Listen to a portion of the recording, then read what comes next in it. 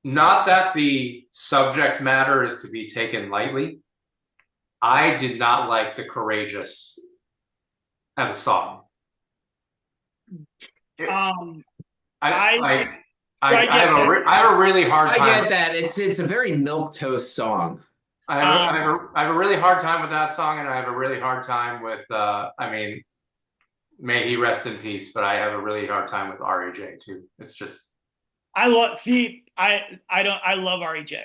if it was different subject matter, I love the music to it. I I really like I yeah I'll disagree on that one. I thought like when you listen to that, I'm really glad that we did that song. To be honest with you, I'm really well, glad I'm glad we did it. it exists in the world, and I think Yeah. it's great. Like Do we have open letter anywhere, we Ricky? have it somewhere. Oh, That yeah. song I would kind of the subject see the subject matter of Matt the can hear it. song. Here we go. There you go. The subject matter of Open Letter is a little bit I more just cringy. remember Kyle being in the studio and with this song and being like, "We should do it in a round," and I was like, "That's genius and also insane." Like row your boat style. Like row your boat style. So that song is the subject matter is a little cringy for me on that. I'll tell you the other one is Give me your heart. I won't just take it. Fucking horn bars. this that This love is That's the speaking in the beginning is so bad. like I get it what you were doing, Jim. I can see in but, your eyes, you know that I'm right. And we'll stand together with your hand in mine. But And we fight. knowing everything Fight. behind the scenes there, you're just like, oh no. We'll take on the road. And like the first time, like so the girl that this was written for, that intro was written for. The first time we played it, I remember playing it at Billy Baloney's, and Jim did that little like spoken word part at the beginning, and he got down on a knee and got like right up close, and I was just like the whole time I'm playing the part, I'm like, is crazy. It is a little cringe. It's so cringy. It's But Sweet Surrender, which is I don't like that song. You don't like Sweet Surrender? I just don't like I don't Do you think like the music? Do you like the music? the music is okay. I just don't think that it's some of the best lyric writing Jim ever did. Like it was so on the nose. Um right? Sweet Surrender is It is Kind a of very a, on it's the kind of a nose. like suicidal. Jimmy G gave me a job. He's talking about like literally the guy, like he wrote a guy into a song that had like hired him to work like 2 or 3 weeks earlier before we were writing, and he's like, Yeah. Do like you like the lyrics? so Do you on like the the lyrics? nose. Do you like the lyrics to Bring the Fight? Yes. Yeah. Oh yeah, certainly. It's So Bring Bring the Fight. Bring the Fight goes is in a my very top 5. strong song. Bring the Ooh. Fight goes in my top 5, and I think it's a great example of a song where I just wrote the I wrote the The intro that we ripped off intro, another and band. that was it. I brought the intro to practice, and we wrote the rest of that together, and like Bring like, the Fight's a very strong song. I love that. I'm gonna have to like write It this opens. list down. It opens late nights, right? That's the first song. It should have. It's got that. Yeah. I mean, on Yeah, Spotify, yeah, it does. we know that's all kind of fucked up. So just fix that, by the way. Just fix it. We didn't have It access can't to be it. fixed. Do you know how many times It We can be tried fixed. to get it fixed. Yeah. I had the record label and that was I constantly was sounding there like we don't know how to make that happen. But I think I'll say since Ricky has this up. I say it's part of the beautiful nuances of that record. Teenage Haze is an underrated song. I like it. I love the music to Teenage Haze, and I think and it's a great song if you don't it's like that Joey Stats joke, like she wanted me to treat her vagina like a kitten, so I threw it in a trash bag and threw it in a river. Like it's a great joke if you don't think about it. Yeah. I feel like the same with Teenage Haze. Like it's a great song if you don't think about it, because it's a song that we probably could have written when we were 17 and it would have been fucking epic. Right. And for a bunch of like 35-year-olds to be playing it, it sounds. But that song was not written when we were 35. It wasn't written when we were. It wasn't written when we were 35. It was. It's just why we never played it, I think. Yeah, I think so. But like that song, I think that's kind of, but like I wrote that song early on when I joined Two Fisted Law, and like it was kind of the type of shit we were writing. It was kind of like that type of shit, Yeah. like Yeah, yeah, but like I also liked it because that was one of the more complete songs that Kyle came to the band with, where he had the lyrics, he had the rhythm, and that's one that's fun for me to play because I just have that like that fucking pop punk lead part, and I do like the I'm gonna say like a little Millencolin sort of little lead part in the verse part where I'm not actually playing strumming music. And because the song kind of came to the table already complete, I was like, oh, I can just fuck around with it and see where it goes. So like it's fun. It's a fun song. I just, it's like, man, I would have loved to have written that in high school. All right, so that kind of leads into it'll be my last question of the night. Biggest regret during that 6 to 7 year period? Probably going on tour with a broken jaw. Yeah. No, that actually made some fucking great stories. Who's like Matt's that broken jaw was Matt's fault. Yeah, no, it was 100%. It was your fault. You were bike riding in Arizona. No. That's the second broken jaw. The first one. What did I do? First one. What did you do, Matt? What did you do? I fell. Nope. So that's the only thing I ever. I don't know how Ricky broke his jaw the first time. I thought the first time was. Wait, so all this is great for the podcast. What did Ricky just say he had to do with a broken jaw? I didn't hear it. Did you have to sit back? So he had to go on tour. Tour, yeah. I toured with they wired my jaw shut on Wednesday. We left for tour Thursday. What did you do on Monday? On Wednesday. No, on that Monday. Wednesday when Monday. I broke his jaw. No. You broke my jaw on a Monday night. Tuesday, I had to spend the whole day with a towel wrapped around my head because Dr. Kurtz couldn't fit me in until Wednesday to wire my jaw shut. Monday, when I broke his jaw. It's like having a broken arm and they're like, we can't put it in a cast for 3 days. Did I cancel practice or not show up? Nope. Worse. Worse? Did I play Why did Ricky and I go out drinking so hard and drink angry? Tenacious. Did I leave the band? Matt quit the band. Matt quit the band. Because he didn't want to go on tour. I don't want to go on tour. I'm quitting the band. Like 4 days before we were leaving for tour. We had to find a new drummer that week who we found at the bar just before I broke Ricky's jaw at that bar. And we had proceeded to go to all of those shows and all of those places in Danbury and get shit-faced because we're like... And I was actually supposed to get a cortisone shot in my back because my back was all fucked up at the time. And that was supposed to happen on Tuesday so that I can drive around in a car on Thursday when we went on tour. We forgive you, Matt. I'm going to go with it's Kyle's fault for punching Ricky in the face and breaking his jaw. No, we never would have been in that situation if it wasn't for you. If you were at home making a list of fucking things you needed to bring with you on tour, Which tour? So this was a tour before we went to Austin then? Yeah. Yes. Okay. So this was the first short. I think we were on the road. It was like a 5-day thing. We went to Pittsburgh and back. Yeah, it was the summer really of 20. Like one of the first times we were going to do it. It was the summer of 2010.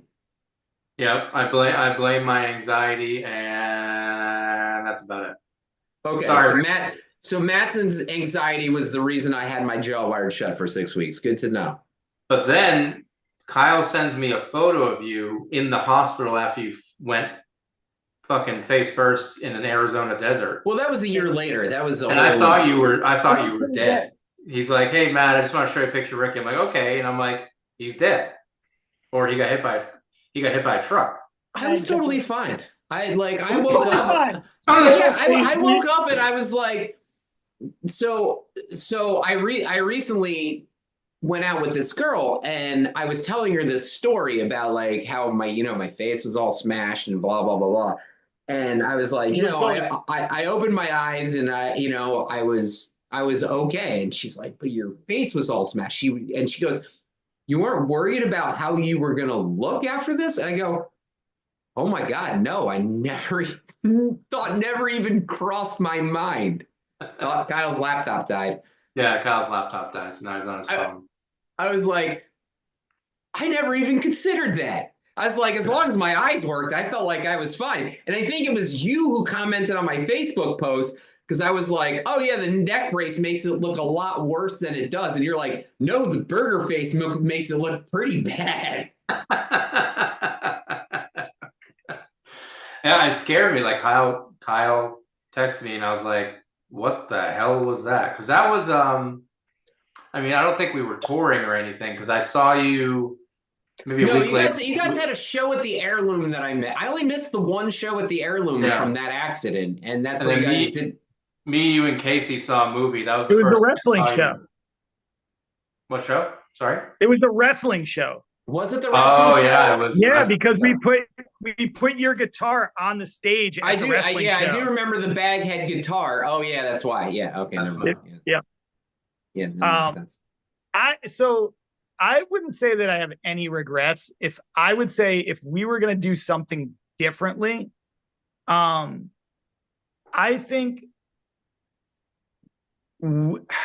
like the one thing I would do differently, I wouldn't even say I regret it because I don't really regret anything that we did in that band because we did all the stuff that we just wanted to do when we were doing it. But I think there were times that like when we went out on tour, we tried to go too far too fast. And like, so like we went to places that there was no way we were going to be able to get back to in a year. And if to do it differently, I would have done like a bunch of Northeast, like I would have never gone further than like Maine or DC or like maybe Chicago. Like I wouldn't have gone like as far as like Texas and like all as far out as we went as quickly as we did. I think we just wanted to be on the road to do it. I'm gonna say Texas is probably a slight exception because we did have some following in Texas and we had label support and bands that we knew from Texas that we could work with. Other than that, I agree with what you're saying. But there was, I think often we could have done, like, I don't regret doing any of it. Like, I wouldn't say regret is the right word because I loved every second of it. Right. If we were in some like, like if we were in a dive in, like we played a gay bar in New Orleans. I think I passed out on stage. No, we had to have a band conversation on whether we should just leave you passed out and just play. Yeah, and it started the rule that no one's allowed to drive 10 hours to a show. Yeah, that's true. 10 hours that day. I'll tell you what, I didn't have to drive. I didn't have to drive once on that tour, and it was fantastic. I never drove once. Yeah, but that's the only thing I would have done different.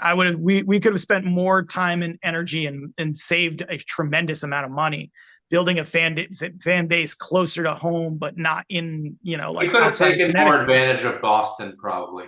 We probably could have Boston, but like even just anywhere that was within. I don't think Massachusetts liked our band. Like I sorry, I don't mean to hate on everybody from Massachusetts, but fuck you, like Massachusetts. As a state? Yeah, we weren't that popular with the Massachusetts people, Massachusettsians. I don't know.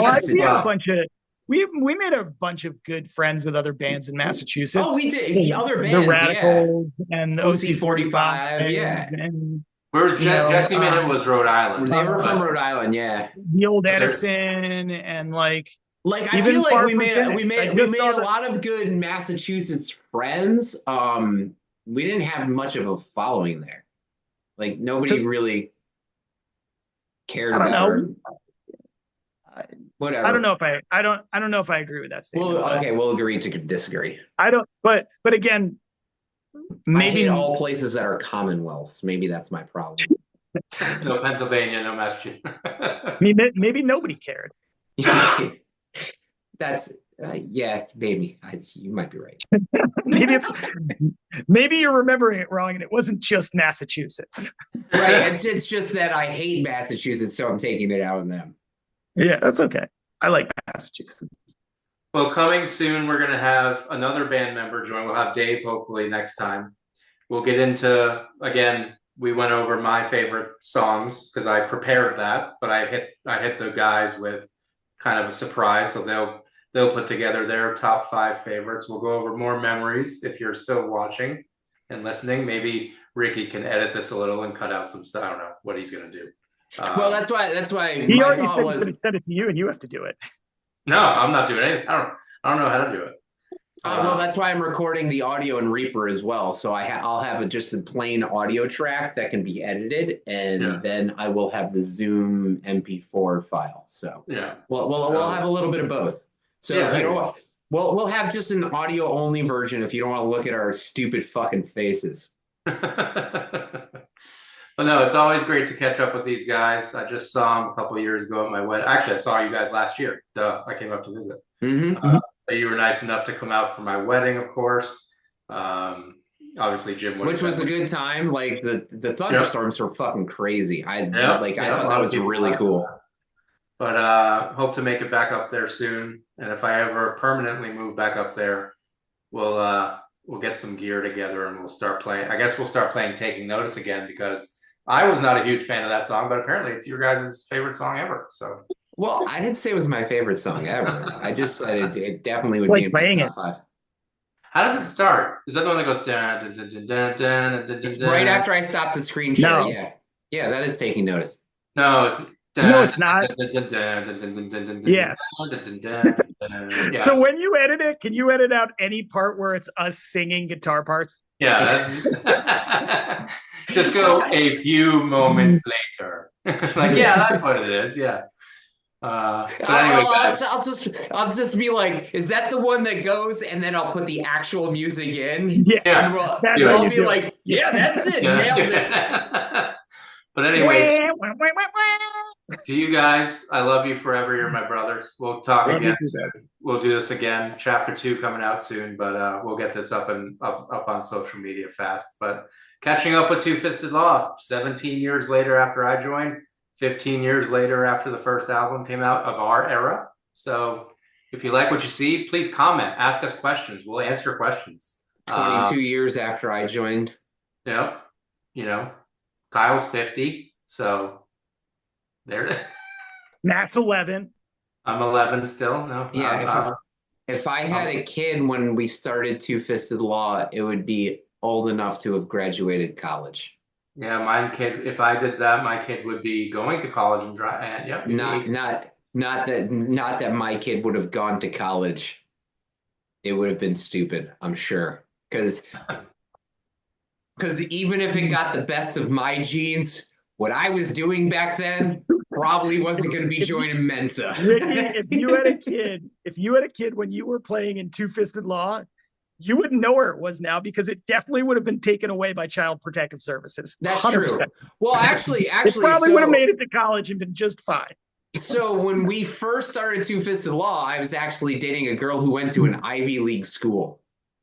Oh, that wasn't vertical driver's license, girl? Oh, no, we could tell that story next time. That's a harder thing. All right, next time topic is going to be vertical driver's license. We got that next time. All right. All right, you guys take care of yourselves. It was great to catch up. I'm looking forward to next week. Yep, for sure. Yep. All right. Take care, guys. All right. Later out there. Yo. Sup. Good to see you.